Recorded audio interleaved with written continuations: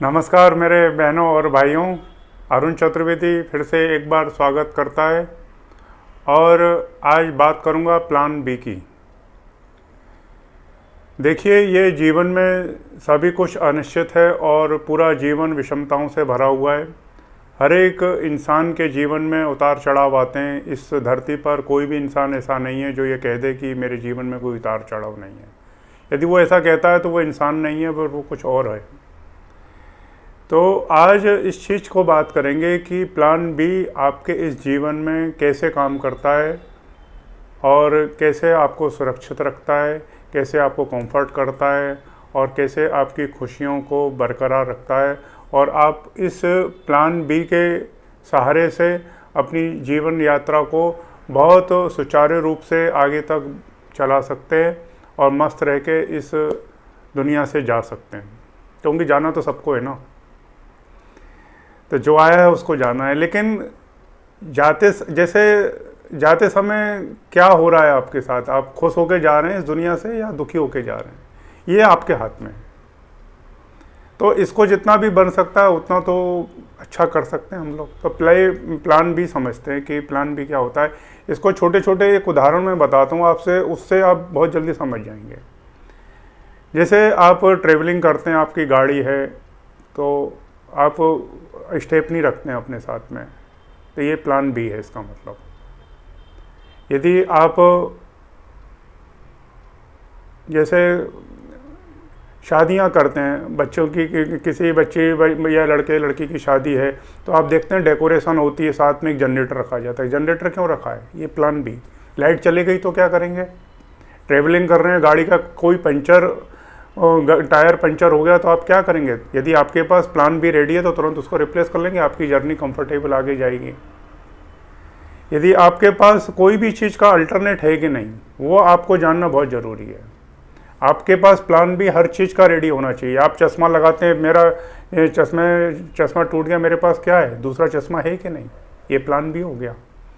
आप हेल्थ को सेव करना है आपको, आपके पास हेल्थ इंश्योरेंस है कि नहीं? ये प्लान बी हो गया। आप ज़िंदगी अनिश्चित है, आपका जीवन कब तक है कब तक नहीं है, आपके पास प्लान बी क्या है? आपके बाद आपकी फैमिली, आपके जो डिपेंडेंट है वो कैसे रहेंगे? आपके पास इंश्योरेंस है कि नहीं? नहीं है तो अच्छा है, प्लान बी। तो इन छोटे छोटे उदाहरणों से आप समझ गए होंगे कि मैं क्या कहना चाहता हूँ। तो अपनी ज़िंदगी को खुश रखने के लिए, अपने जीवन को सफलतापूर्वक आगे बढ़ाने के लिए आपके पास जीवन में ये हैबिट बना के चलें कि आपको जितना बन सके हर चीज़ का आपके पास प्लान बी होना चाहिए।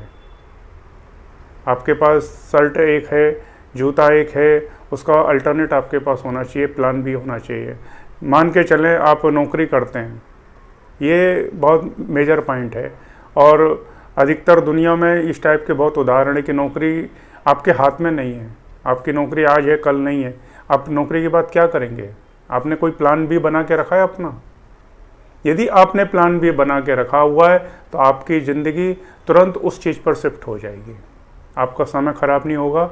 आपको सपोज़ कंपनी ने टर्मिनेट कर दिया, टर्मिनेट के 2 दिन के बाद ही आप अपने प्लान बी पर काम करने लगेंगे और हो सकता है कि ठीक है उससे भी ज़्यादा कमा सकते हैं, लेकिन आपकी ज़िंदगी रुकेगी नहीं, आपकी लाइफ लाइन चलती रहेगी और कंफर्टेबल चलती रहेगी। आप बिजनेस करते हैं, आप किराए की दुकान में काम करते हैं, आप प्लान बी रेडी करके रखें। प्लान बी हमेशा रेडी होना चाहिए आपका। यदि दुकान मेरी खाली करा ली मकान मालिक ने, तो मैं कहाँ शिफ्ट हो जाऊँगा? तो पहले से ही प्लान भी आपके पास होना चाहिए कि मैं यहाँ से शिफ्ट करके वहाँ चला जाऊँगा। आपके पास एक शर्ट है, एक शर्ट यदि गीली है, सूखी है, तो आपके पास दूसरी शर्ट है कि नहीं? दूसरी शर्ट का इंतजाम करके रखो। तो ये आपकी जीवन में यदि हैबिट आपने बना ली तो मैं आशा करता हूँ कि आपके जीवन में कहीं कोई दिक्कत आने वाली नहीं है। और बाकी सब कुदरत के हाथ में है, लेकिन जितना हम लोग अपने लिए खुद कर सकते हैं उतना ज़रूर कर लेना चाहिए अपने को। और यही चीज़ मार्केट में भी अप्लाई होती है। भी मार्केट में इस चीज़ को समझें आप मार्केट अनसर्टेन है, मार्केट अनिश्चित है, आपको मालूम नहीं कल क्या होगा, आज क्या होगा। तो आज आप जो तैयारी कर रहे हैं, ज़रूरी नहीं कि आप सोचें कि कल मार्केट चढ़ेगी तो नहीं चढ़ेगी, आपके हाथ में नहीं है। लेकिन आपके पास एक प्लान बी होना चाहिए। आपने सपोज मान के चलो कि मेरे को रिलायंस ख़रीदना है कल, लेकिन रिलायंस खरीदने के लिए ये रेट है, वो रेट नहीं आ रहे हैं। तो वो रेट नहीं आ रहे हैं जिसका मतलब ये थोड़ी कि आप काम नहीं करेंगे मार्केट में। आपके पास प्लान भी होना चाहिए। रिलायंस नहीं तो कोई दूसरा शेयर होगा, तीसरा शेयर होगा। तो प्लान बी के रूप में आप 4-5 शेयरों की स्टडी करके अपने पास रेडी रखें। रिलायंस का यदि वो रेट नहीं आता है तो आप किसी दूसरे शेयर में, दूसरी चीज़ों में आप उस पैसे को इन्वेस्ट कर सकते हैं।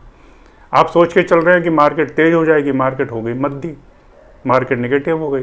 तो निगेटिव मार्केट में आपको ट्रेड करने के लिए आपके पास कोई प्लान बी है या नहीं है? आपके पास कुछ ऐसी स्ट्रेटेजीज, ऐसे शेयर, ऐसी चीज़ें हैं कि नहीं जो आप निगेटिव मार्केट में उसको अप्लाई कर सकें?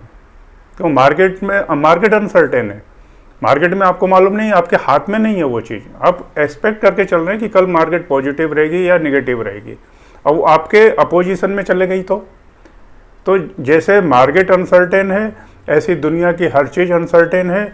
और यदि जो एक समझदार और जिम्मेदार आदमी रहेगा, वो प्लान भी हमेशा रेडी करके रखेगा, ताकि उसके जीवन में कोई भी टाइप की तकलीफ आए, कोई भी कठिनाई आए, तो उस प्लान को वो तुरंत अप्लाई कर दे और अपने जीवन को और जीवन यात्रा को कंटिन्यू रखे, बगैर किसी स्ट्रेस के, बगैर किसी तकलीफ के, बगैर किसी नुकसान के।